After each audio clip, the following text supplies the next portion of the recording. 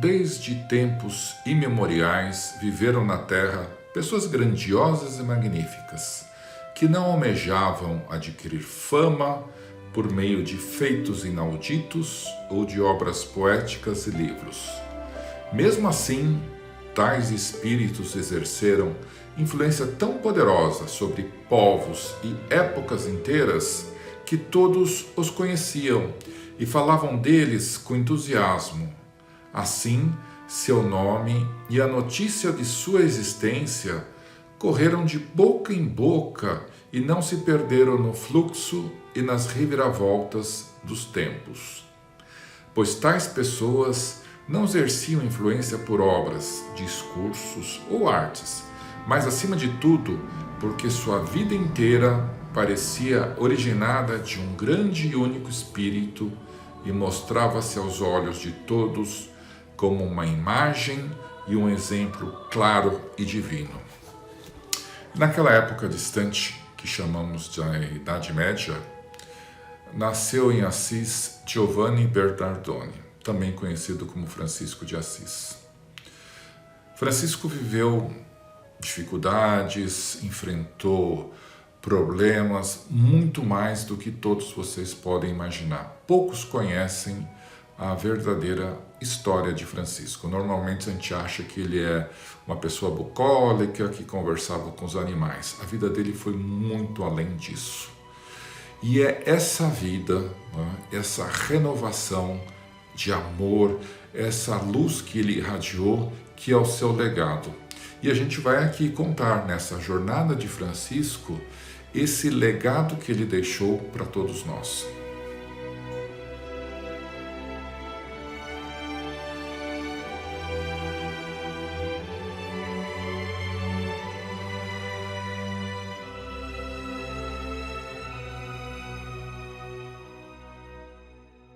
Além de filmes, documentários, textos e outros documentos que eu vou deixar na descrição aqui do vídeo, né? O que nos guiou para a elaboração desse vídeo foram 2 livros. O primeiro deles é O Irmão de Assis, do jesuíta espanhol Inácio Larrañaga. Esse livro tem uma característica. A base dele era um outro livro chamado A Vida de São Francisco de Assis, de Tomás de Celano. Tomás de Celano era um padre que foi contemporâneo de Francisco de Assis, ou seja, ele viveu no mesmo período que Francisco. Aliás, né, a pedido do Papa Gregório IX, que depois eu falo para vocês toda a relação que existia entre o papado e Francisco, né, a pedido desse Papa, ele foi alguns anos antes e conviveu com Francisco, entrevistou várias pessoas que estavam convivendo, né, com os franciscanos nas cidades italianas, foi nos lugares onde Francisco esteve, né? Então, as informações que ele nos traz no seu livro são muito fidedignas. Por quê? Porque ele esteve lá e fez um relato muito próximo do que realmente aconteceu. Então, essas 2 fontes serviram de guia para a elaboração desse vídeo com a história do Francisco de Assis. Mas assim, uma coisa que eu gostaria de destacar é a importância de Francisco para os dias de hoje, né? Ou seja, mas o que uma pessoa que viveu 800 anos atrás traz de aprendizado, né? Ou traz para nós no dia de hoje, né? No século XXI, né? Então vamos lá. Eu gostaria de falar sobre isso, né? Primeiro citando alguns autores, né? O primeiro deles é Dante de Alighieri, que escreveu a famosa Divina Comédia, que era italiano também, né? Vivia naquela região, e mais na região de Florença, né?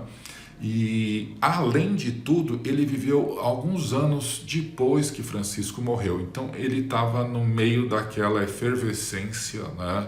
Que Francisco deixou toda aquela região, que hoje é a região da Itália. E Francisco, né, teve uma influência muito forte sobre Dante, a ponto de Dante afirmar que Francisco foi a luz que brilhou sobre esse mundo. Dante afirmava categoricamente que Francisco foi a pessoa que melhor viveu o espírito do Evangelho, dos ensinamentos de Jesus Cristo. É bem interessante essa abordagem, né? Além disso, tiveram outros autores que escreveram livros, né, sobre Francisco de Assis. Né?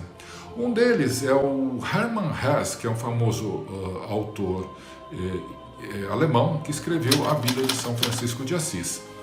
E tem um outro autor grego, a pronúncia não sei se é correta, mas eu acredito que esteja muito próximo disso, né, que é o Nikos Kazantzakis, que escreveu O Pobre de Deus. Né? Então vai aparecer os livros aqui, vocês vão poder checar, né, os atores, também vai estar na descrição lá as referências. Então, além desses dois, tiveram outras pessoas, né, outros autores famosos, né, que escreveram sobre Francisco ou foram influenciados por ele. O próprio Dostoiévski, famoso autor russo, cita em Irmãos Karamazov Francisco de Assis.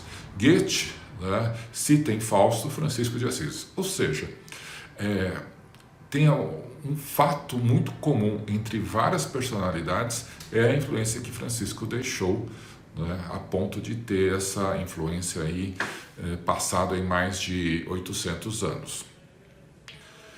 Pois bem, a famosa revista americana Time, no final do século passado, fez uma pesquisa buscando identificar quais foram as personalidades que mais influenciaram a humanidade.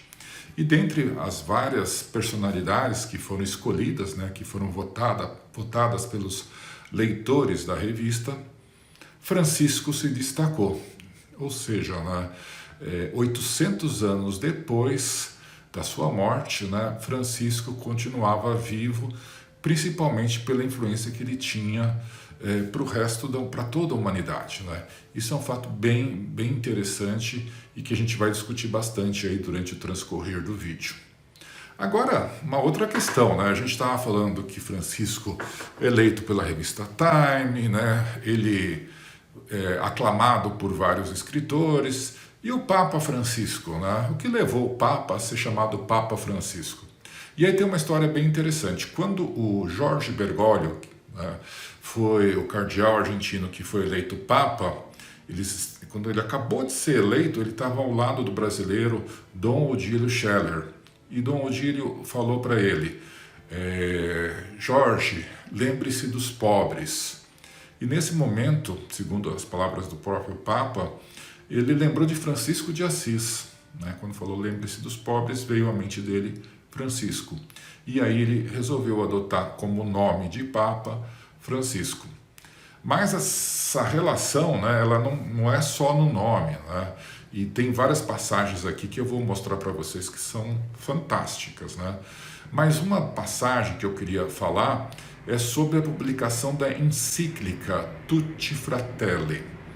Essa encíclica é uma publicação, né, é o que o Papa escreve, onde ele documenta as principais ideias para aquele momento. Né? Essa encíclica era focada na questão da fraternidade e amizade social.